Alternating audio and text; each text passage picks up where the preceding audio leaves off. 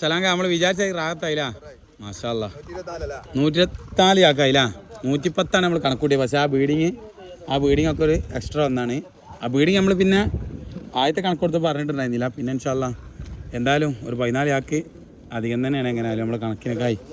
അപ്പോൾ മാഷാ അല്ലാ സെറ്റ് കേട്ടോ, full set complete set. Last പിടുത്താണ് അണ്ണനതാ, ലാസ്റ്റ് അവിടെ പിടിച്ച് വരുന്നുണ്ട് കേട്ടോ.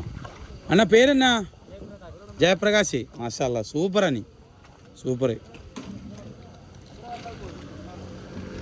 സലാങ്ക നനക്കാളേ ആ മോട്ടർ അപ്പുറത്ത് കൂടി ഭയങ്കര ഫുള്ള് നനച്ചാണ് ഒന്ന് പൊട്ട് വരും കേട്ടോ.